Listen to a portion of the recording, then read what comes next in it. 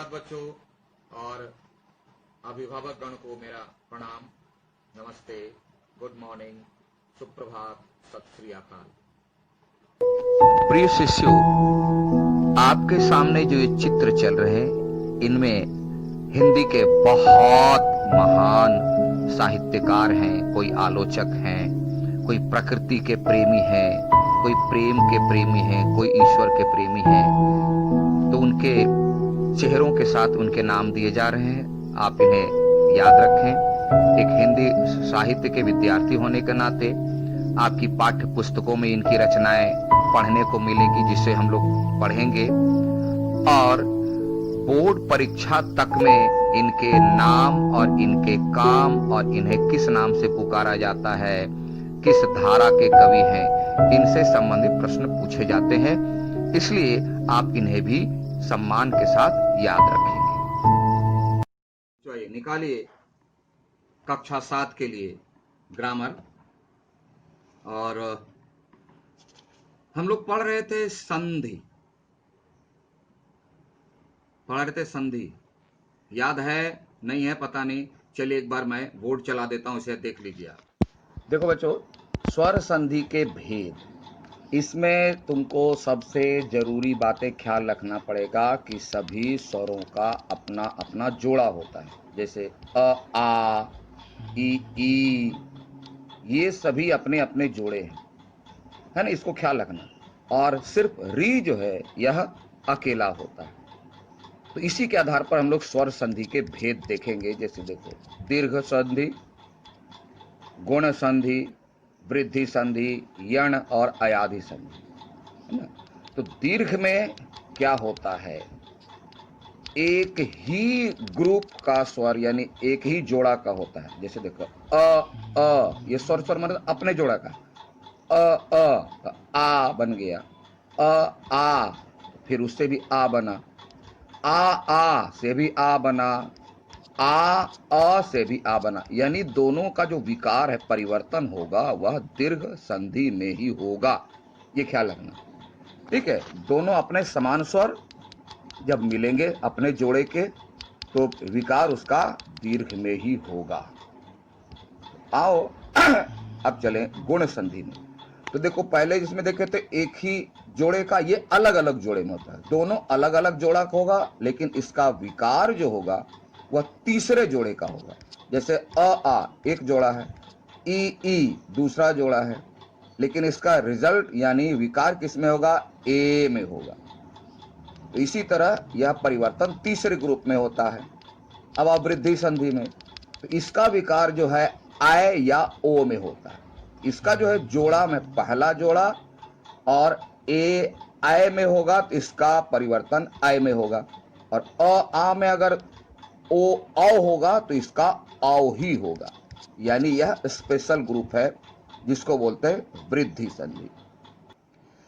इसमें हमेशा जो परिवर्तन होगा आय में या औ में होगा। अब इसे याद रखने के लिए तुमको करना क्या होगा, एक जोड़े का परिवर्तन यानी जो अपना जोड़ा है उसका अगर दोनों हो तो उसका परिवर्तन उसी के दीर्घ में होगा।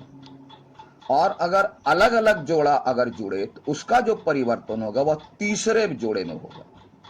और तीसरा है कि आ ई अगर जुड़े तो आय में, और आ ओ से जुड़े तो औ में परिवर्तन हो। देख लिया, हमको लगता है आपको समझ में आ गई होगी बातें। तो हम लोग पढ़ चुके थे संधि किसे कहते हैं, संधि के कितने प्रकार हैं, स्वर, व्यंजन, विसर्ग। और आज हम लोग पढ़ेंगे स्वर संधि के भेद, जिसमें ध्यान से सुनना है। परिभाषा चल रही है, बुक में ही परिभाषा है, तो बुक की परिभाषा को भी देख लेना, और मैं जो स्क्रीन पर चला रहा हूं उसको भी देख लेना। और दोनों को मिला के आपको जो अच्छा लगे, जो याद हो, वही करना। लेकिन मुख्य बातें जो है उसको मत भूलना। अगर बुक में है तो उसको भी बता दे रहे, समझ। मुख्य बातें छूट जाएगी, परिभाषा गलत, मार्क नहीं। इसलिए ध्यान से सुनिएगा। दीर्घ संधि परिभाषा देख लीजिए। तो दीर्घ जब हर्स्व या दीर्घ,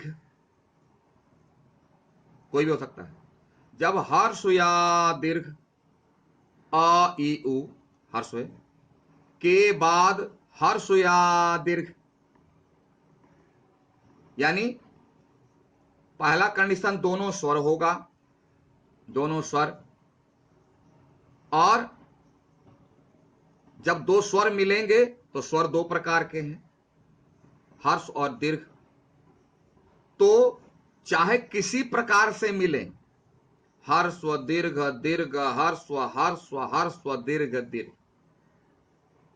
चार कंडीशन होगा, रिजल्ट हमेशा दीर्घ में आएगा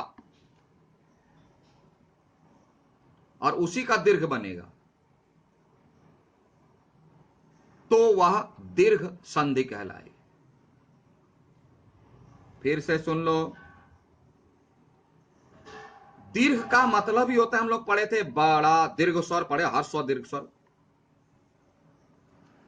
स्वर चूंकि स्वर संधि है इसलिए दोनों तरफ क्या होगा, स्वर होगा, और जब दोनों तरफ स्वर होगा तो स्वर तो दो प्रकार के होते हैं।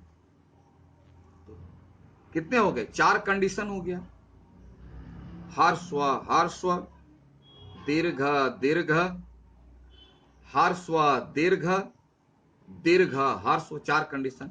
चारों कंडीशन में रिजल्ट जो आएगा हमेशा दीर्घ स्वर का ही आएगा, इसीलिए इसका नाम पड़ा दीर्घ संधि, और यह दीर्घ संधि है। एग्जाम्पल देख लो, अ दोनों हर्स्व है, रिजल्ट क्या बना, आ दीर्घ है। आ पहला हर्ष दूसरा दीर्घ, रिजल्ट क्या बना, आ दीर्घ। इधर आ जाओ, हर्ष ई दोनों हर्ष बन गया क्या, दीर्घ ई, दीर्घ रिजल्ट है। इधर आ जाओ, दीर्घ दीर्घ दीर्घ ई दीर्घ ई, दोनों दीर्घ है, रिजल्ट क्या बना, दीर्घ, दीर्घ संधि। इस तरह से जो भी देखोगे यह दीर्घ संधि का उदाहरण होगा। पकड़ना तुमको क्या है, टुकड़े करना सीखना है। संधि से जो शब्द बनते हैं उसको टुकड़े करके दो जो शब्द बनते हैं उसको ध्यान देना है कि कैसे कैसे दो बना, तभी तो आप पहले शब्द का आखिरी वर्ण समझोगे और दूसरे वर्ण का पहला वर्ण समझोगे, क्योंकि यही दोनों मिलता है और विकार उत्पन्न होता है, संधि होता है।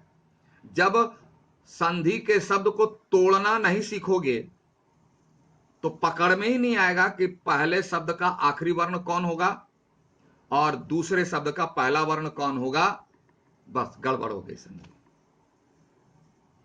ये हुआ दीर्घ संधि। ठीक है, अब आइए गुण संधि में। गुण संधि की परिभाषा पहले बुक वाला देख लीजिए। यदि अ अथवा आ, देखो आ एक पेयर का है, ख्याल होगा 5 6 से पढ़ा चुके हैं। नहीं तो वर्णमाला में देखना, स्वर का जो जोड़ी है आ ई उ ओ सबकी जोड़ी है। तो अ अथवा आ के बाद ई आए, यानी हर्ष ई या दीर्घ ई आए तो बनेगा ए। यहां क्या रहेगा, अ या आ। इधर क्या मिलेगा, हर्ष ई या दीर्घ ई, तो रिजल्ट क्या बनेगा, ए। यानी मिल कौन रहा है, दोनों अलग अलग ग्रुप का मिल रहा है, अलग अलग पेयर का मिल रहा है, दोनों अलग अलग पेयर। अलग पेयर से गुण में डेवलप हो जाता है, ये हम लोग साइंस से पढ़े हैं, the theory of the development theory of Darwin. ख्याल भूल गए सब। जब दो अलग अलग ग्रुप के मेल होते हैं या जब दो अलग अलग ग्रुप का मिलता है तो जो चेंजेस आता है उसकी क्वालिटी चेंज हो जाती है, उसके गुण में परिवर्तन हो जाता है, इसीलिए इसका नाम पड़ा गुण संधि, क्योंकि गुण में परिवर्तन हो गया। आप देख लो कहीं भी एग्जाम्पल देखो, नेक्स्ट पेज में आ जाओ, देख लो, अ अलग ग्रुप का है, हर्ष ई अलग ग्रुप का है, चेंज किस में आया, ए में, थर्ड ग्रुप में चला गया। अ दीर्घ ई, अ भी अलग ग्रुप का है, अलग पेयर का, ग्रुप ने पेयर, और दीर्घ ई अलग पेयर से है, रिजल्ट क्या आया, ए। थर्ड पेयर का ले लिया, यानी अ और आ के साथ अगर ह्रस्व ई या दीर्घ ई यानी दोनों अलग अलग पेयर का है अगर मिलता है तो इसका रिजल्ट आता है ए में, यानी इसके गुणों में वृद्धि हो जाती है, इसीलिए इसका नाम पड़ता है गुण संधि। ठीक है, फर्स्ट। दूसरा पार्ट देखो, अगर हाँ ए आए तो या, और अगर नीचे आ के बाद उ आए, यानी हर्ष उ या दीर्घ उ आए तो बन जाएगा ओ।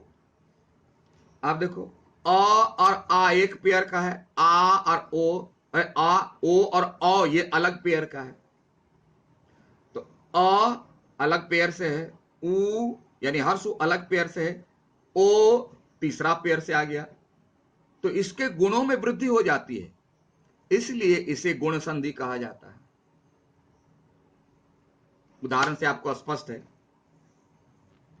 तो मैंने जो बातें बताई और बुक को एकदम ध्यान से सुनोगे ना तो आराम से समझ में आएगा। अब वही ध्यान इधर उधर भटकाओगे तो नहीं समझ में आएगा। आइए आप देख लेते हैं वृद्धि, वृद्धि संधि।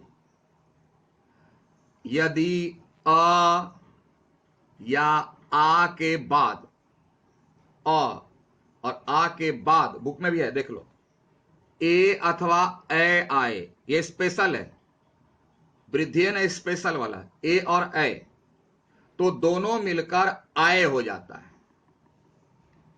आए हो जाता है, ये स्पेशल है इसलिए इसको ख्याल रखना। अ अथवा आ के बाद ए आए या आए आए, दोनों ही कंडीशन में आए हो जाता है। जैसे देखो एक एक एक, तो इसका लास्ट वन क्या होगा, अ क अ, और ये एक का ए, तो अ जोड़ ए बन के हो गया आए, एकाएक।